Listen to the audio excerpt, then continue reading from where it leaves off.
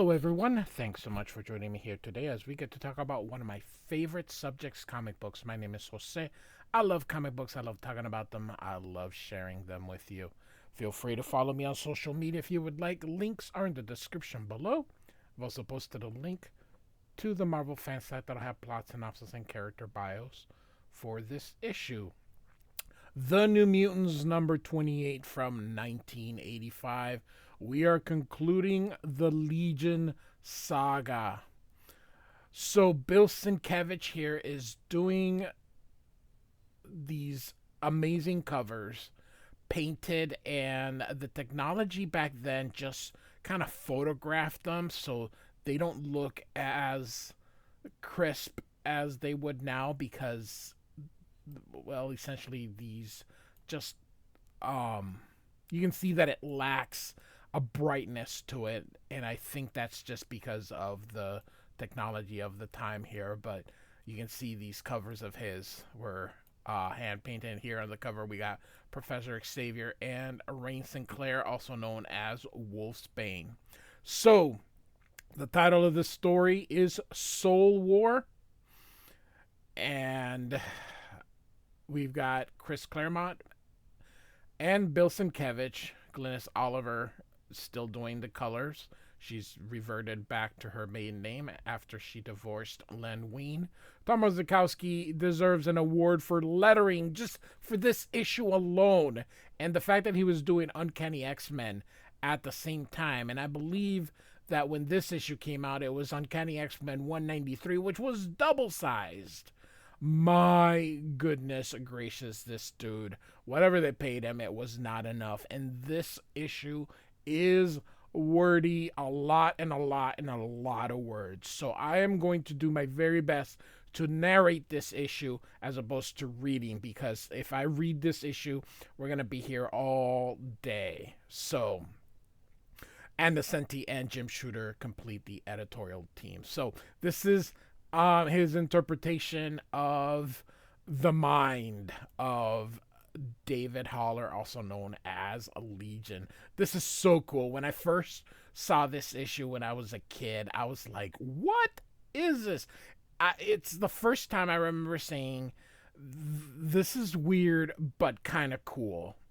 So we have Jack Wayne going up this mountain, and he's asking how the professor's doing. He says he's managing, and Professor Xavier's saying this mountain gets taller. We never seem to reach the top. So he slips, but Jack uses his telekinetics to hold him and bring him up. Now, he also lets us know that whatever happens inside Legion happens on the outside. So if they die, get hurt, or anything, it will happen to their real bodies as well. I do have a playlist. Feel free to check it out. I've been covering every issue of New Mutants up till now. I've also been covering every issue of Uncanny X-Men since Chris Claremont took over until current. And then I also have another playlist called the X Universe playlist, where I put both of them together and everything else, including the Wolverine limited series, Kitty Pryde and the Wolverine. All sorts of stuff is in there. All of it in reading order. Feel free to check those out. But we get something here that he says, after he explains that whatever happens in happens out, he says, and I really can't afford that just yet. So he is not to be trusted. So Chris Claremont lets us know. And so Xavier mentions again that they can't seem to reach the top. He says he warned him about that, and makes mention again that the Arab, who's the telepath, is making sure that they can't get there. So Bill Sienkiewicz on this issue, as he did in the previous one, is using a lot of zibitones and duotones. And so the New Mutants, we've got not all the New Mutants. So we've got three of the New Mutants. We've got Rain, we've got Cypher, and we've got Mirage. Also here we got Moira McTaggart. Here we got Gabrielle, who's Legion's mother. former girlfriend of Professor Xavier, and then Cindy, and she's a pyrokinetic, so she can create fires with their mind. She's also part of Legion, just like Jack is. So they help everybody. The professor hugs Rain, and here Jack is patronizing Cindy. These entities seem to be independent of each other, so they don't necessarily like each other. And we see some more of these aircrafts, and these two dispose of them telekinetically and pyrotechnic, but it does cause a bit of an avalanche or rubble when it hits. He causes one of those airplanes to hit this thing, and it falls, but he protects everybody here. And Mirage is saying, something's wrong. Or, no, I'm sorry, Cypher. He doesn't trust him. He seems to think that there's some kind of ulterior motive going on. I do apologize, as I mentioned before. I am just sort of narrating this because, again, it's so wordy. So, Professor X says, Jack, I appreciate all you've done, but you can no longer think and act solely for yourself. We are a team. We must pool our resources together, or we're quite probably doomed. And the same applies to you and Cindy.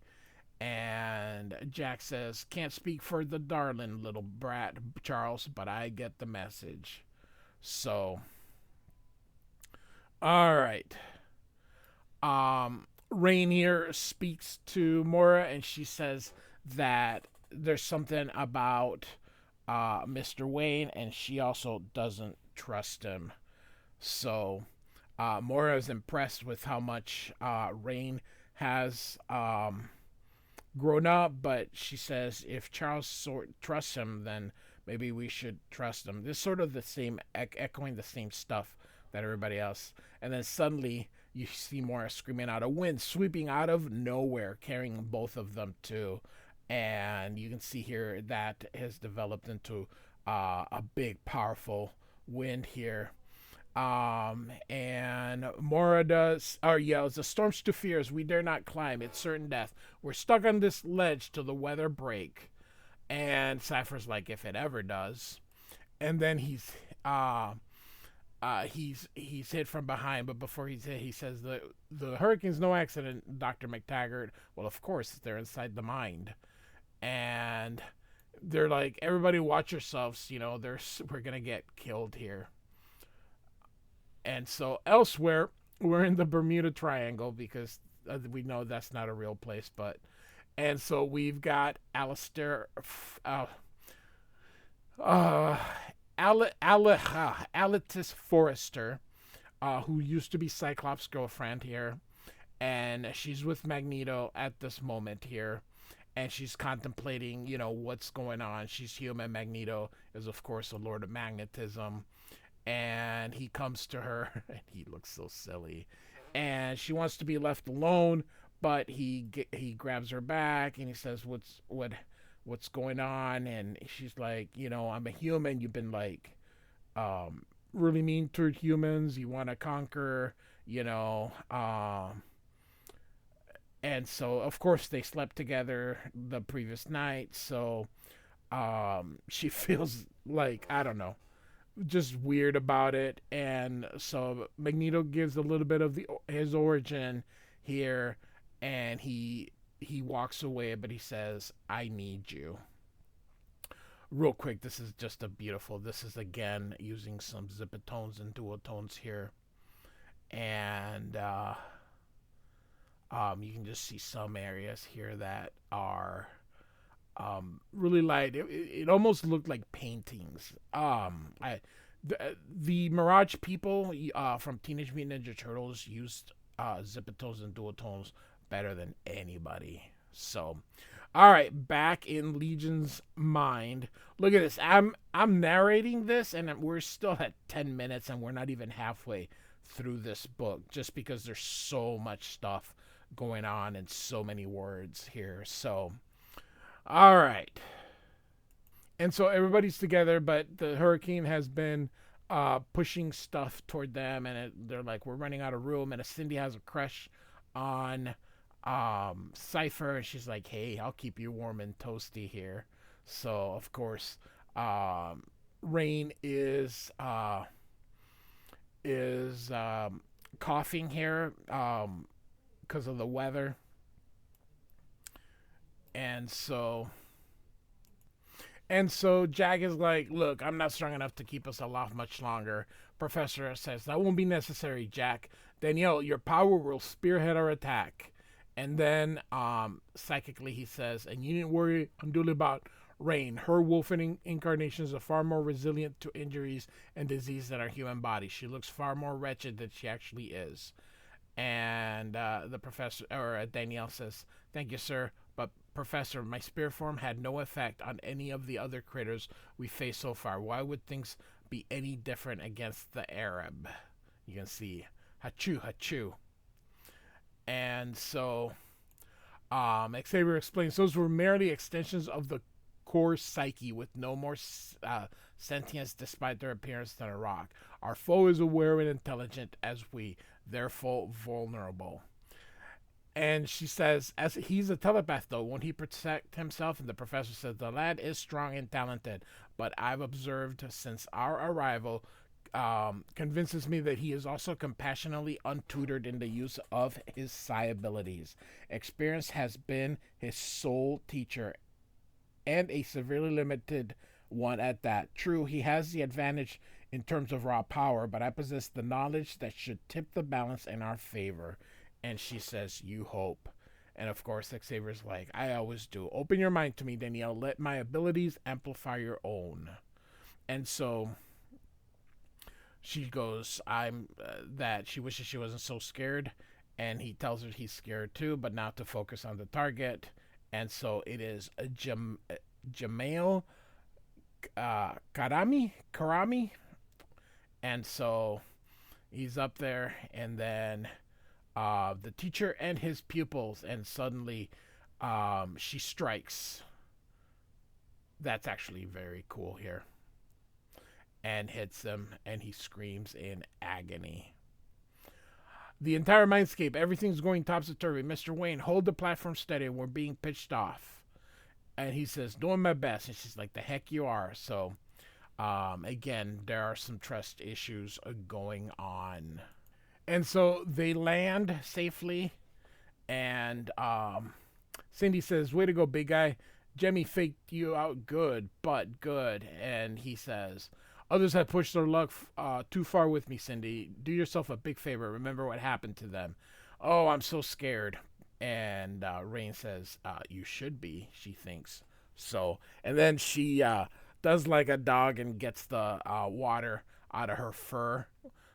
Makes me wonder why she just doesn't turn human there. So they noticed the dome didn't vanish with all the other stuff that the telepath was controlling. Um, and Xavier says he's tried to tear it apart without making a dent. And so Jack says, "How do we get inside?"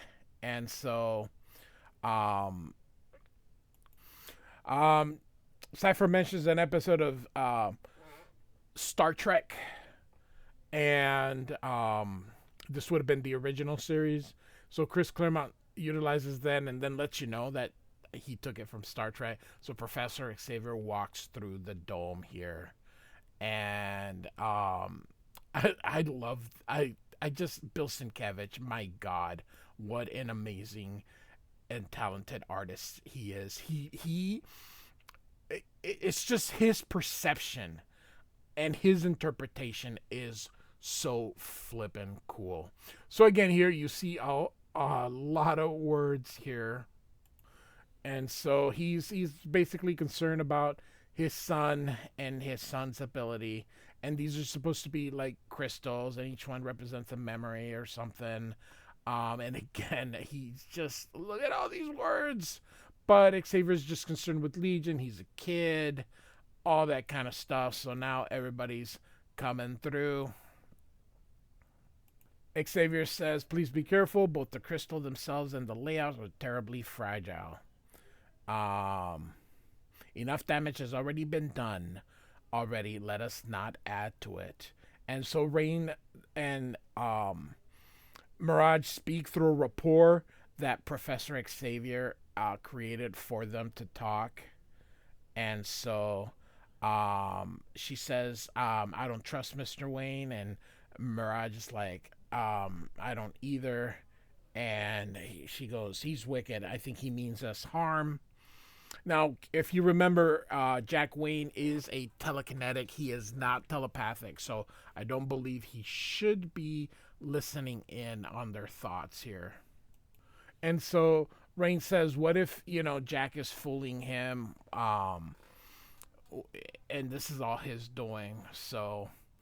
And so on cue, Jack says, heads up, troop. The Arab's cornered. That's when an animal is the most dangerous. He's got nothing to lose, nowhere else to go. It's kill or be killed. And so they see an image of little David here.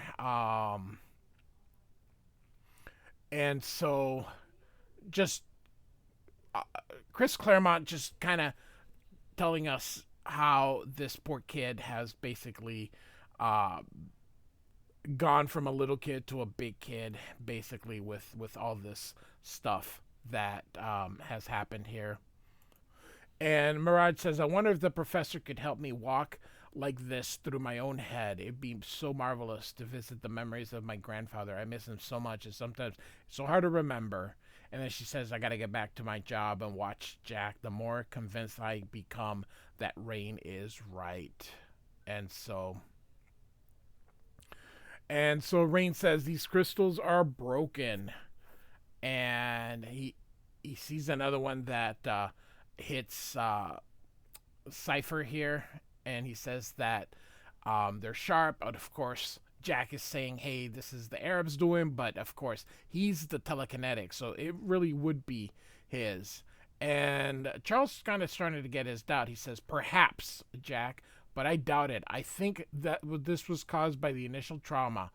What's strange is that many of these crystals appear to have been repaired. So, and Xavier thinks here, only a telepath could have done that. But the only such psi present is Jamil. Why would he try to heal someone he supposedly hates? Why not simply do what Jack said? Shatter all the crystals and replace David's psyche with his own. Could I have been wrong about the lad? And Moira goes, Charles, look. Moira sort of the way Sienkiewicz did the eyes. Looks a little bit bored. What do you guys think of all these zip tones and duotones throughout? I mean, this dude is using them incessively, and this was expensive. This paper was not cheap. So we see Jamil being surrounded by these oh my god, by these crystal here. And so let me see if I can do my best to explain what Chris Claremont is narrating here without reading all that. So essentially, one set of crystals is in there, but then another set showed up, and as they crash into each other, you see them break, and they go in every direction. Everybody's hit except Jack because he surrounds himself with a force field because he's a jerk. And he lets us know that Cindy is hit, but Cypher is going to go help her. And then we see Gabrielle here. And then she sees that our home in Paris. And then her friend, Danielle Shamran. And the assassination team. And they kill him. This little kid is Legion. And when they killed him, something happened. And Jamil, his telepathic powers sort of formed here. And so she starts to punching him. And Xavier says no. But of course, Jack is like, kill him, Gabby. That's what you want. That's what he deserves. Kill him. And Xavier's like, you mustn't do this. And she's like, let me go. He's like, nobody kills, nobody dies. Do you hear me? Nobody. And then behind him come the crystals, and she tries to warn him. And so I believe Jack is the one that's doing that. But Rain gets him out of the way. But then suddenly, and this will be explained, he screams. He feels something. And we'll find out at the end. But then, regardless, he's still hit. And Jack goes, nobody left but you and me, boy. And that won't be for long. So we take a brief, another interlude. Chris Claremont's always setting up the next story. So you have a reason for this meeting, Mr. De La Roca, beyond the obviously. And, Rocha, sorry. My time is too valuable to waste with boys. And Empath says, people do not address me in such a manner. And then we get basically a recap of what's happened with his empathic powers being shut down by the White Queen. And he goes, I want revenge against her and Charles Xavier's as well. And so the lady's like, that's a pair of very dangerous enemies. No less so than I. And so she says these photographs and those, I can't ever say that word, dossiers, are two of Xavier's new mutants, Magma and Sunspot. You represent the gladiators. I offer them to you as potential combatants. And she says, most intriguing. I'll pass along your proposition to my employer. If he accepts, you'll be suitably rewarded. I only wish I could be there to see them slaughter each other in your arena. My dear Emmanuel, that's very easily arranged and sooner than you think. And then back inside Legion's brain, we see the knife about to be plunging here. And here comes Cypher, who doesn't have any powers except that of interpretation. So he's really just a normal person. And he pushes him with his psychic powers. And so Mirage, of course, is done with it. And so, showing your true colors, Mr. Wayne. I'm trying to save your butts if you'll let me. And she says, I think you're lying. And so she's going to use her powers to scare him, show him his biggest fear. And it's Xavier healing Legion. That's actually what he is most afraid of.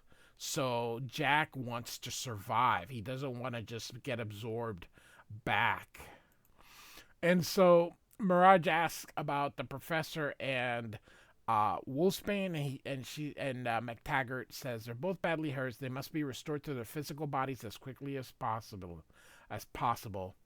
And they see that everybody else is sort of waking up. And so she says that Jamil is hers. She says, we're going to need a telepath, and with the professor gone, we're going to need him. Of course, Gabby's like, no, stop. And Cypher says she knows what she's doing. And so she reaches out to his mind, and he sort of wakes up and goes, what have you done, you stupid little fool? If you hadn't attacked me, none of this would have happened.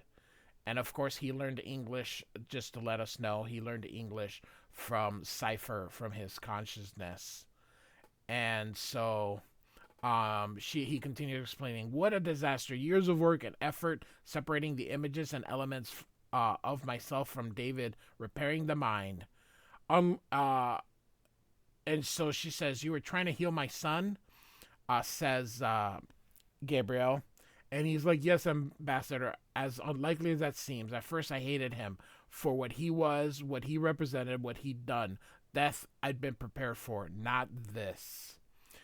And so here's Legion, little Legion, and then of course Tom Corsi and Sharon Friedlander. He's been taking care of them as well. And he continues here, as I regained my own sense of self-identity, I found I'd assumed David's telepathic talents. Of course, his was the first mind I read. I learned how kind and gentle and innocent his soul was. When I explored his mother's thoughts and those of others, with that knowledge came an understanding, a growing enlightenment of spirit that my hatred could not understand. So I resolved to put things right. And so real quick, I'm just kind of read this off to it just kind of sums up everything, and it's easier for me to read it than to sort of explain it. So, but as I mentioned, this issue is super wordy. So, um David's psyche had splintered into a score of psi cells, and I began collecting and reintegrating them into the core self. Some resistance, and one in particular proved a dangerously hostile, which of course is a Jack. I found myself in a race against time. David's abilities were manifesting themselves in the real world. I had to complete my task before he got totally out of control. All that work, I was so close. I really thought I had won. For nothing, it'll take too long to repeat the process, and in the meantime, he could cause untold harm. I've no choice. I'll have to assume permanent control. And Danny says, maybe not. The professor's unconscious, no use to us, but what about a telekinetic to shunt the crystals back into their proper places? Could you work in tandem with Jack? And so he goes, do you trust him? And I says, no more than I do you. So, and she goes, he's evil. And she's like, well, he says the same thing about you. And so he goes, you don't trust me, Danielle? Even after what I said. And she says, especially after that. But I'm stuck. I have to save the boy and my friends. I'm gambling. Your mutual hate will keep you both careful and honest. Not an ideal situation, but it's the best I've got. What if he refuses? He says he won't. Will you, Jack? And you won't try any tricks either, or I'll get nasty, she says. And of course, he says, whatever you say, little darling, it'll be my pleasure. And so we're back in reality, and everyone is back home in Muir Isle, and the professor's waking up here. You can see he is in bed. He asked, how long was I out? And he goes, little more than the night here. And then he asks, how did we escape? And so they tell him. And he is impressed by Danielle here. And she goes, no more than I learned from you, sir, and my grandfather. And then psychically he says, you have done Black Eagle's memory proud and given me a gift that can never be repaid. Thanks to you, my son is well. And so later you can see Xavier is dressed, and Legion is sort of fully grown but still just a kid. And she says, David, your father's here. And so he says, it's good to meet you. And then all of the personalities are there. There's Jack and Cindy and Jamal. So they're all still inside. But, you know, he says Jack deliberately arranged the matter to ensure his and Cindy's survival. And so that was Jamal. But Xavier's still grateful. And so... all right, so now we get to the last. And even then, Chris Claremont apparently doesn't think he's got enough words. He decides to add even more. 28 minutes, and I narrated most of this. And so we're going to just go to the very end here, in which Xavier says that what felled him in the psychic was feeling of the Beyonder coming into Earth, which of course is going to be for Secret Wars 2. So once again, Chris Claremont, like he did with the X-Men, Xavier is able to feel the Beyonder. But look at these eyebrows. Man, Bill Sienkiewicz, awesome stuff. So that is the end of the issue. Next, meanwhile, back at the mansion. All right. So, New Mutants number 28, Chris Claremont, Bill Sienkiewicz. I won't keep you any longer. Like and subscribe. I do thank you for listening. Goodbye.